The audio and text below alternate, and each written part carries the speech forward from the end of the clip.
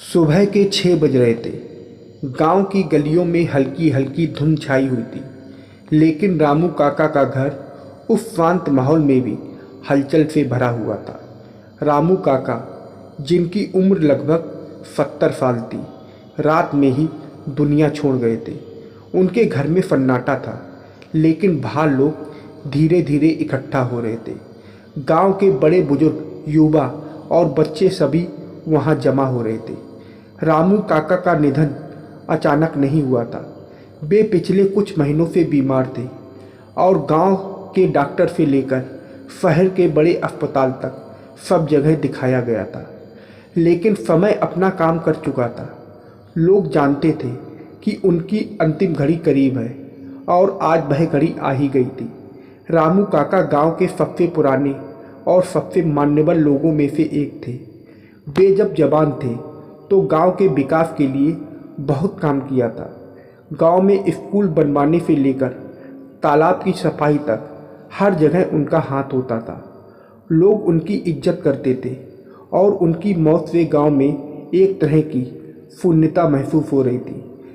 घर के आंगन में उनकी देह सफ़ेद चादर में लिपटी हुई थी। सिरहाने पर एक दिया जल रहा था और पास में कुछ फूलों की माला रखी थी।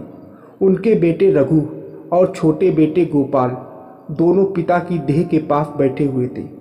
रघु के चेहरे पर गम साफ झलक रहा था और गोपाल, जो शहर से देर रात पहुंचा था, वह भी आंसू पोंछने की कोशिश कर रहा था। गांव के बाकी लोग भी घर के आंगन में बैठ चुके थे। महिलाएं अंदर बैठी थीं और आपस में बातें कर रही थीं। कुछ छोटी बच्चियां धीमी आवाज़ में सिसक रही थीं। शायद उन्हें ठीक से समझ नहीं आ रहा था कि क्या हो रहा है, लेकिन माहौल का असर उन पर भी था। रामू काका बहुत अच्छे आदमी थे। एक बूढ़े व्यक्ति ने कहा, जब भी किसी की मदद की ज़रूरत होती थी, सबसे पहले वही पहुंचते थे। हाँ, सही कहा आपने। जब मेरा खेत बाढ़ में डूब गया था, तब भी उन्होंने ही गांव वालों को जुटाया और सबने मिलकर मुझे मदद की थी। दूसरे ने कहा, गांव के सारे लोग धीरे धीरे सब यात्रा की तैयारी कर रहे थे। घर के सामने सड़क पर एक खाट लाई गई, जिस पर रामू काका को ले जाना था। रघु और गोपाल ने अपने पिता की देह को प्यार से खाट पर रखा। उनकी आंखें लाल थीं, लेकिन उन्होंने अपने आंसू छिपाने की कोशिश की। सब यात्रा शुरू होने से पहले गांव के पुजारी आए और रामू काका की आत्मा की शांति के लिए कुछ मंत्र पढ़े। पूरा माहौल शांत हो गया था। फिर पुजारी की आवाज़ गूंज रही थी। एक पल के लिए ऐसा लगा जैसे समय रुक गया हो। सभी लोगों के दिलों में रामू काका की यादें ताज़ा हो गई। चलो उठाओ खाट, रघु ने कहा और गांव के 4 युवा खाट उठाने के लिए आगे बढ़े। रामू काका की शव यात्रा शुरू हो गई। रघु और गोपाल खाट के पास चल रहे थे और बाकी गांव वाले उनके पीछे पीछे चलने लगे। रास्ते में हर कोई उन्हें देख रहा था। कुछ लोग अपने काम छोड़कर इस अंतिम यात्रा में शामिल हो गए।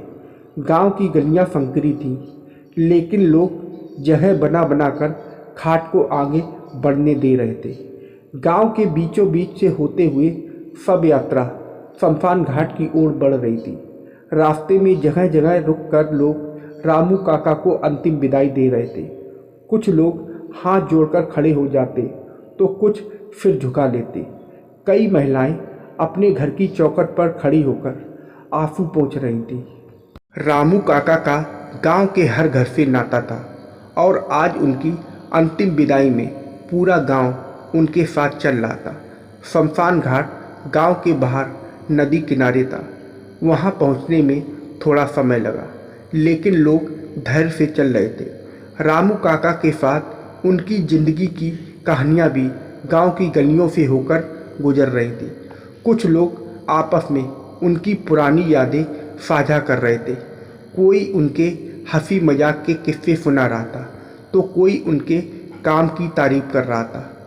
एक बार की बात है, एक बुजुर्ग ने कहा, जब गांव में पहली बार बिजली आई थी तो रामू काका ही थे जिन्होंने सबको समझाया था कि यह कितनी बड़ी बात है उन्होंने ही गांव में पहला बल्ब जलाया था। सच में? और वो दिन याद है जब उन्होंने गांव की पानी की समस्या सुलझाई थी? दूसरे ने जवाब दिया। शमशान घाट पहुंचते ही लोगों की भावनाएं फिर से गंभीर हो गईं। वहां पहले से ही कुछ लोग इंतजार कर रहे थे। चिता तैयार की जा चुकी थी और रामू काका की देह को धीरे धीरे उस पर रखा गया। रघु और गोपाल दोनों ने एक एक करके चिता पर लकड़ियां रखीं। सभी की आंखों में आंसू थे, लेकिन उनके चेहरे पर एक अजीब सा सुकून भी था कि उनके पिता ने अपनी जिंदगी अच्छे से जी थी और अब वे अपनी अंतिम यात्रा पर जा रहे थे। पुजारी ने अंतिम संस्कार के मंत्र पढ़े और फिर रघु ने अपने पिता की चिता को अग्नि दी। आग की लपटें धीरे धीरे ऊंची उठने लगीं और सबकी नज़रें उस ओर टिक गईं। आसमान में धुआं उठ रहा था और साथ ही रामू काका की यादें भी उस धुएं में मिलती जा रही थी। लोग एक एक करके वापस लौटने लगे, लेकिन रघु और गोपाल वहीं बैठे रहे। दोनों भाइयों के लिए यह पल बहुत भारी था। अपने पिता को इस तरह विदा करना उनके लिए जीवन का सबसे कठिन अनुभव था, लेकिन उन्हें यह भी पता था कि यह जीवन का एक हिस्सा है और इस सत्य को हर किसी को स्वीकार करना होता है। थोड़ी देर बाद गांव के कुछ और लोग वहां आए और रघु और गोपाल को सांत्वना दी।